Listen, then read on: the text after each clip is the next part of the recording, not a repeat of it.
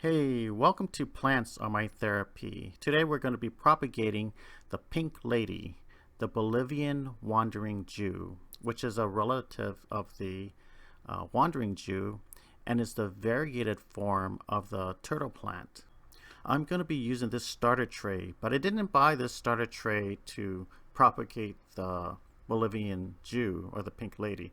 I bought this tray originally to propagate these pink philodendron seeds that I bought on the internet. But buyer beware. I was concerned of buying anything on the internet, but then I was more concerned after finding out that these seeds were coming from China. But I was thinking 100 seeds, what's the chance of all of them not germinating? And it was a pretty good chance because none of them germinated. So instead of getting angry and realize that good luck follows bad luck, I decided to put the tray outside in the sun for a couple days so the sun will kill whatever is growing, and then I'm going to use this tray to propagate these pink ladies. Inside this bottle I have 2 capfuls of hydrogen peroxide, which is to kill any fungus or molds that the direct sunlight didn't. Then I'm going to let this solution soak for about an hour and then throw away the excess. This is the mother plant, my Bolivian Jew or the pink lady. I'm going to try and take a few clippings off of this plant, which is a little difficult because this plant is very tangled and seems delicate, but not as delicate as you would think. I haven't propagated Bolivian Jews before, but I have propagated Wandering Jews. Wandering Jews were originated from South Africa, and it's closely related to honohono grass that we have in Hawaii, which originally came from South Asia. And honohono grass is practically a weed, so I don't expect too much of a problem of propagating this plant, especially if this is a relative of the honohono grass. My plan or technique is to propagate this Bolivian Jew as I would a pothos or a philodendron, except it's on a different scale.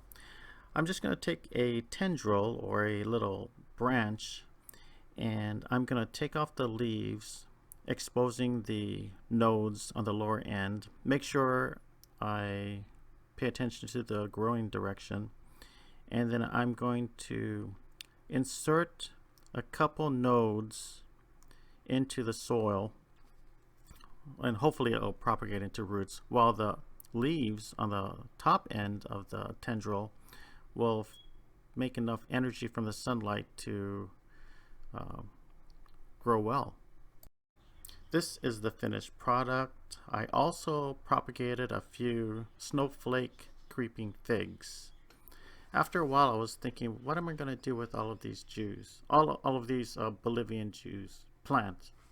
Anyways, this is my finished product, and I have plans for it with all these cups. I'm thinking that it's going to be the perfect plant.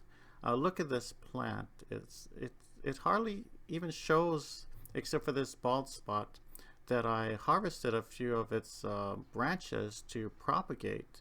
And I love this plant because this plant does very well in low light, and my house is, well, just has low light. So if I can spread this plant around, it's pretty good because it's better than having, it adds variety. It's better than having pothos and philodendrons everywhere. And with this pink color, it adds also, well, color. Now, normally I wouldn't have a starter tray to propagate anything. This is how I would have propagated a Bolivian Jew had I not had that tray available. I would use this cup. I drilled a hole in this cup, and I'm going to be using this coffee filter, but I don't need to use a whole coffee filter. Waste not is want not.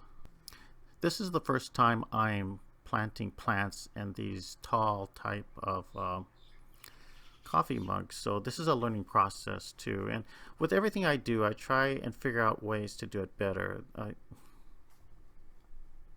So I figured to use a chopstick, and it works. It doesn't work as efficiently as I thought, but it works better than my stubby hand, which can't reach to the bottom. Then I put a layer of gravel because this is to help with drainage. My soil mixture is a very loose mixture. It's 2 parts of potting soil, 1 part of perlite. This is for drainage, aeration, and moisture. 1 part of volcanic cinders for drainage and aeration, and a half a part of orchid bark. That's for aeration, drainage, and to help some of the nutrients to not flow out with the drainage water. And then now I'm trying to find a better way to untangle this plant and harvest some of its leaves without spending too much time or without too much damaging the plant. So I gently worked on isolating some of the stems, and I'm just going to use scissors just to clip a whole bunch of them apart. Then I'm going to try to gently untangle these tendrils, taking care to pay attention to the direction that these tendrils are growing. I remove the leaves to the bottom part of the clippings. Then I organize the clippings so it'll be easier to plant. This was a tedious process, but I have visions of how great this plant is going to look once it starts growing. Then I figured I was just going to plant it like I would a philodendron or a pothos. I'll just gather a bunch and just plant it in the pot, or in this case the tall coffee mug. But this turned out to be a little bit more difficult than I had expected because the size really made a difference. And I didn't want to wait too long before getting these plants planted because the faster I get them in the ground, the better. So I decided to use a chopstick, which worked a little bit better, but I still had to worry about when I planted the next group of plants that I wouldn't be digging out the other group of plants. So I figured I'll try the bigger bundles and then lay them down, and I think this is the better way to do it. Like I tell my children and my grandchildren, whenever you do a job, you try and think of a better way to do it, to be more efficient and more productive, and then try to be the best at it. And I think by experience, if you keep this in mind, that you're going to get better at doing almost everything that you do. So instead of digging holes with a chopstick or a finger, this seemed to be the better technique. This will get a lot of the tendrils on the bottom in contact with soil, and at the same time I won't be digging up any other plants or tendrils that I already planted prior. I put as much soil as possible on the top, and then I layer it with some sand. The sand will make the top of the soil more, well, heavier, so when I water it, it won't loosen up any of the tendrils. I want the tendrils to take root. I want these cuttings to be a success. Let me show you how the sand works. When I gently pour the water over the sand, do you see how the agitation of just pouring the water sort of mixes the sand with the soil? But the top layer now is heavier and will hold on to or hold down the tendrils so they don't get moved around whenever I water them later. And then just to make sure, I would put it down some more sand, which will make the surface more secure.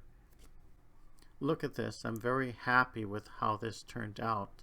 In my mind, I have visions of this big lush plant growing on top of this coffee mug sitting on my kitchen windowsill. I think this is going to make a nice gift.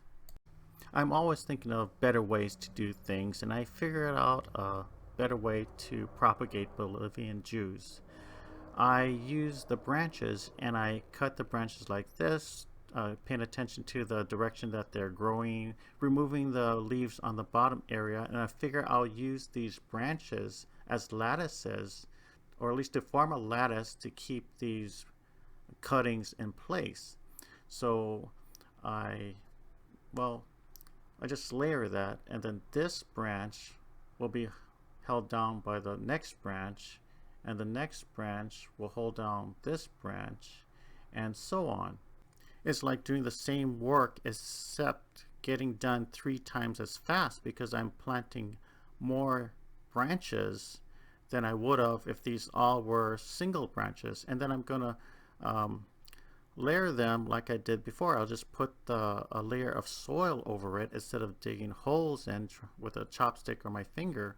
And this would maximize the contact level, the contact between the leaf nodes to make roots. So I think this is a very efficient method of propagating Bolivian Jews, and this is going to be my technique from now on until I figure out a more efficient and productive way to do it. But I'm very happy that I figured out this way because this is easier and way quicker.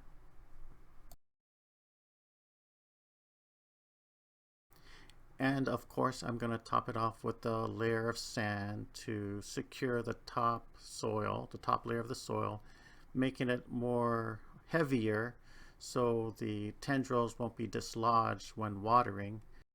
Also, the layer of sand will decrease the rate of water absorption, so I won't have to disturb the tendrils by watering them. I'll just water them less frequently. This is 2 days later. I have these new propagated Bolivian Jews in my sunroom in a southeastern window. They having filtered light, and all of the tendrils have are now facing upwards, and they're looking very healthy. They're looking very good. Since this plant is a relative of the South African wandering Jew and the Hawaiian honohono grass, it's practically a weed, but it's a very nice looking weed, and it can tolerate low light inside my house. So I'm happy to have found this plant, and I'm happy to have found that this plant is easy to propagate. I hope that you, well, were able to learn from my trials and errors. I hope that you found this video helpful. Please like this video, please subscribe to my channel, and thank you very, very much for watching. Thank you to my new subscribers. I know I have less than 10, but I'm happy that some people are subscribing. Thank you very much. Aloha.